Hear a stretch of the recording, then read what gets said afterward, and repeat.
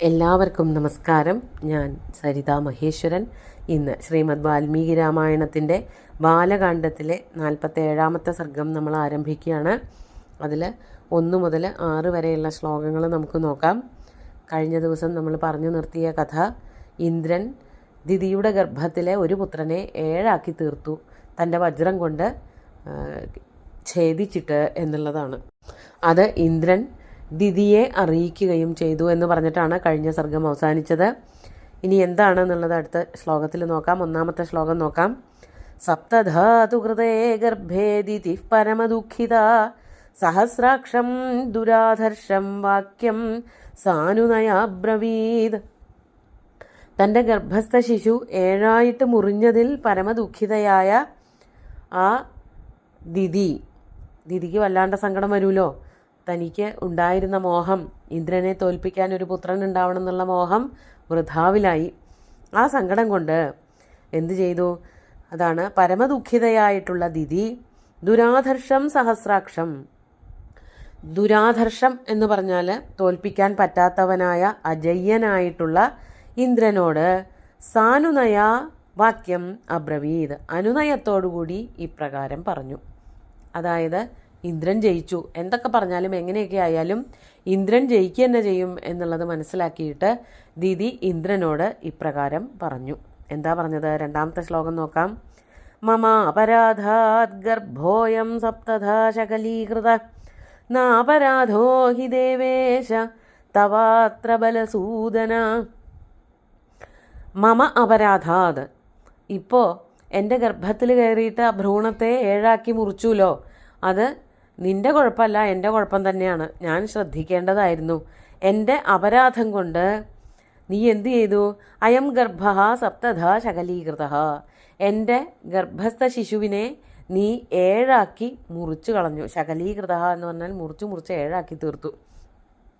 അതുകൊണ്ട് അല്ലയോ ദേവേശ, അല്ലയോ ഇന്ദ്ര, ബലസൂദനൻ അഥവാ വലസൂദനൻ, വലമഥനൻ എന്നൊക്കെ ഇന്ദ്രനെ പറയും. വലൻ അല്ലെങ്കിൽ ബലൻ എന്നൊക്കെ ഒരേ ആൾ തന്നെയാണ്.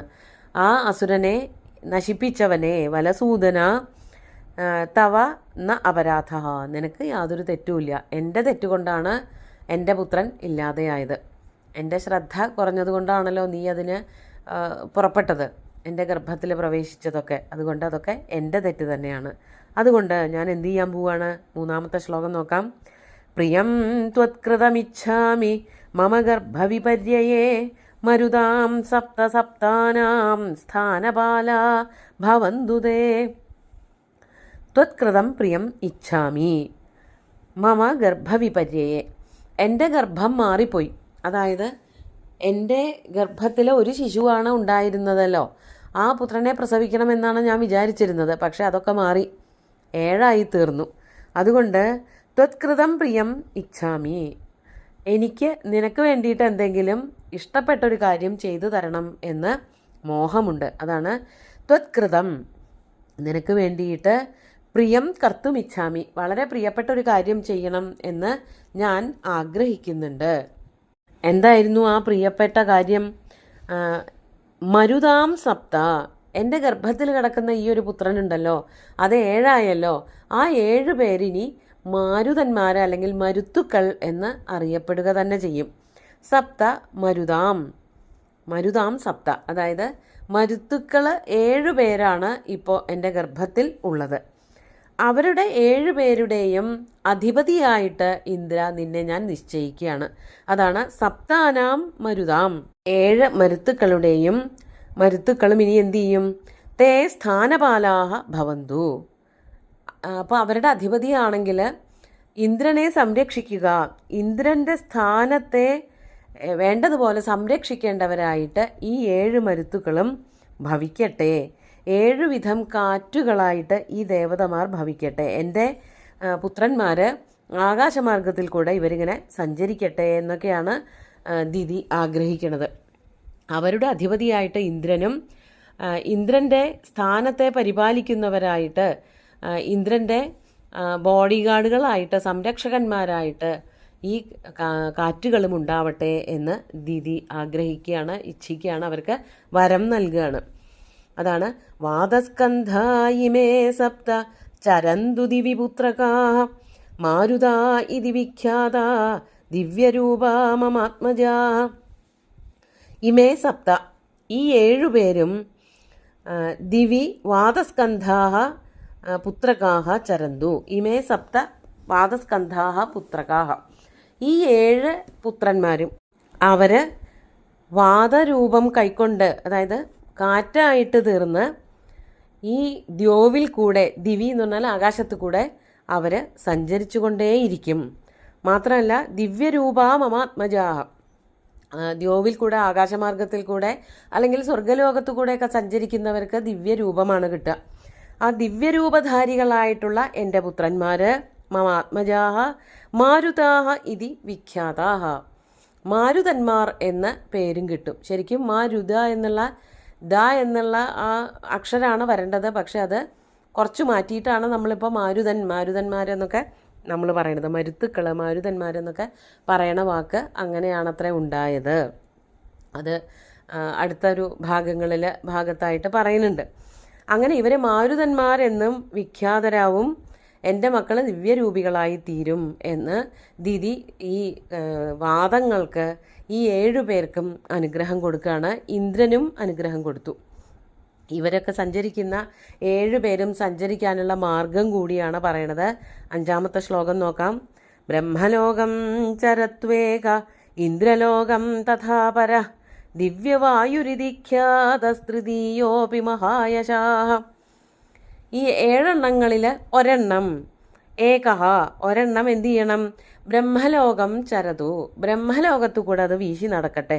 ബ്രഹ്മാവിൻ്റെ ലോകത്ത് ഒരു വായു 7 എണ്ണങ്ങളിൽ ഒരെണ്ണം സഞ്ചരിക്കുമാറാകട്ടെ. തഥാ അപരഹ, ഇനി മറ്റൊന്നോ ഇന്ദ്രലോകത്തു കൂടെ ഒരെണ്ണം സഞ്ചരിക്കട്ടെ. ബ്രഹ്മലോകത്തു കൂടെ ഒരു വായുവിൻ്റെ സഞ്ചാരം ഉണ്ടാകട്ടെ, മറ്റൊന്നിൻ്റെ സഞ്ചാരം ഇന്ദ്രലോകത്തു കൂടെയും ആയിക്കോട്ടെ. ഇനി മറ്റൊന്ന്, മൂന്നാമത്തെ ആള് ദിവ്യവായുരിതി ഖ്യാതഃ തൃതീയഃ മഹായശാഃ. മൂന്നാമൻ വളരെ യശസ്വിയായിട്ടുള്ള മറ്റൊരു വാദം. ആ വാദത്തിൻ്റെ പേരാണ് ദിവ്യവായു എന്ന്. അതായത് ദ്യോവിൽ കൂടെ, ആകാശമാർഗത്തിൽ കൂടെ സഞ്ചരിക്കുന്ന വായു എന്ന പേരിൽ മൂന്നാമനും അറിയപ്പെടും. ഒരാൾ ബ്രഹ്മലോകത്ത് കൂടെ സഞ്ചരിക്കുന്നവൻ, മറ്റാൾ സ്വർഗലോകത്ത് കൂടെ സഞ്ചരിക്കുന്നവൻ, ഇനിയൊരാൾ ആകാശമാർഗത്തിൽ കൂടെ സഞ്ചരിക്കുന്നവനും. അങ്ങനെ 3 വാദങ്ങൾ, 3 വായുക്കൾ മഹായശസ്വികളായിട്ട് ഇവിടെ ഉണ്ടാവും. 7 പേരിൽ 3 പേരുടെ കാര്യമാണ് ഇപ്പോൾ പറഞ്ഞത്. ഇനി ബാക്കി 4 പേരുടെ കാര്യമാണ് പറയണത്. 6-ാമത്തെ ശ്ലോകം നോക്കാം.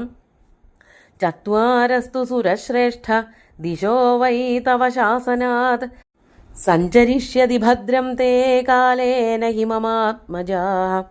ഇനി ബാക്കിയുള്ളതായിട്ടുള്ള 4 എണ്ണങ്ങൾ, ചത്വാരഹ തു, അല്ലയോ സുരശ്രേഷ്ഠ, അല്ലയോ ഇന്ദ്രദേവ, തവ ശാസനാത്, നീ പറയണത് കേട്ടുകൊണ്ട്, നിന്റെ ശാസനയ്ക്ക് വിധേയപ്പെട്ടുകൊണ്ട് ഈ 4 എണ്ണങ്ങളും ദിശഃ സഞ്ചരിഷ്യന്തി. ദിശഃ എന്ന് വെച്ചാൽ ദിക്കുകളിൽ നിന്ന് ദിക്കുകളിലേക്ക്, കിഴക്ക് നിന്ന് പടിഞ്ഞാട്ട്, പടിഞ്ഞാട്ട് നിന്ന് തെക്കോട്ട്, തെക്കോട്ട് നിന്ന് വടക്കോട്ട്, ഇങ്ങനെ ദിക്കുകളിലൊക്കെ സഞ്ചരിച്ചുകൊണ്ട് ബാക്കിയുള്ള 4 വാദങ്ങളും സഞ്ചരിക്കട്ടെ. അതാണ് കാലേന മമാത്മജാഃ ദിശഃ സഞ്ചരിഷ്യന്തി. കാലത്തിനനുസരിച്ച്, ഓരോ ഋതുക്കൾക്കനുസരിച്ച്, മഴയുള്ളപ്പോൾ അല്ലെങ്കിൽ മഞ്ഞുള്ളപ്പോൾ, വേനൽ വരുമ്പോൾ, വെയിൽ വരുമ്പോൾ, ഇങ്ങനെയൊക്കെ ഓരോരോ കാലത്തും നീ എങ്ങനെയാണോ, അല്ലയോ ഇന്ദ്ര, നീ എങ്ങനെയാണോ ഈ വാദങ്ങൾ സഞ്ചരിക്കണമെന്ന് വിചാരിക്കുന്നത്, അതേ രീതിയിൽ അവർക്ക് നിർദ്ദേശം നൽകുക. ഇന്ദ്രൻ്റെ ഇച്ഛയ്ക്കനുസരിച്ച് അവർ വീശുക തന്നെ ചെയ്യും എന്നാണ് പറയണത്. അതാണ് മമാത്മജാഃ ദിശഃ സഞ്ചരിഷ്യന്തി. മറ്റുള്ളവർക്ക് കൃത്യം ലോകങ്ങൾ പറഞ്ഞു.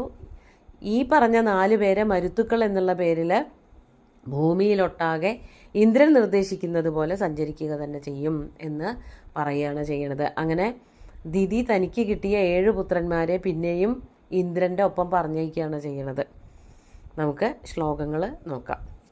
സപ്തധാതുകൃതേ ഗർഭേ ദിതിഃ പരമദുഃഖിത സഹസ്രാക്ഷം ദുരാധർഷം വാക്യം സാനുനയാബ്രവീത് മമാപരാധാത് ഗർഭോയം സപ്തധാ ശകലീകൃത നാപരാധോ ഹി ദേവേശ തവാത്ര ബലസൂദന പ്രിയം ത്വത്കൃതമിച്ഛാമി മമ ഗർഭവിപര്യയേ മരുതാം സപ്തസപ്താനാം സ്ഥാനപാലാ ഭവന്തു തേ വാദസ്കന്ധ ഇമേ സപ്ത ചരന്തു ദിവി പുത്രകാഃ മാരുതാ ഇതി വിഖ്യാതാ ദിവ്യരൂപാ മമാത്മജാ ബ്രഹ്മലോകം ചരത്വേക ഇന്ദ്രലോകം തഥാ പരഃ ദിവ്യവായുരിതി ഖ്യാതസ്തൃതീയോऽപി മഹായശാഃ ചത്വാരസ്തു സുരശ്രേഷ്ഠ ദിശോ വൈ തവ ശാസനാത് സഞ്ചരിഷ്യന്തി ഭദ്രം തേ കാലേന ഹി മമാത്മജാ. അങ്ങനെ വായു എങ്ങനെയാണ് വീശേണ്ടതെന്ന് പറഞ്ഞു. അതോടൊപ്പം തന്നെ ഇന്ദ്രന് അനുഗ്രഹം കൊടുക്കുകയാണ്. ഭദ്രം തേ, നിനക്ക് ഭദ്രം ഭവിക്കട്ടെ എന്ന് പറഞ്ഞുകൊണ്ട് ആശംസിക്കുകയാണ് ദിതി ചെയ്യണത്. ബാക്കി കഥകൾ അടുത്ത ദിവസം നോക്കാം. സുന്ദരമായിട്ടുള്ള ശ്ലോകങ്ങൾ ഭഗവാൻ ശ്രീരാമചന്ദ്രൻ്റെ കാൽക്കൽ അർപ്പിച്ചുകൊണ്ട് ഗുരുവായൂരപ്പനെ സാഷ്ടാംഗം നമസ്കരിച്ചുകൊണ്ട് എല്ലാവർക്കും ശുഭദിനം നേർന്നു നിർത്തട്ടെ. നന്ദി.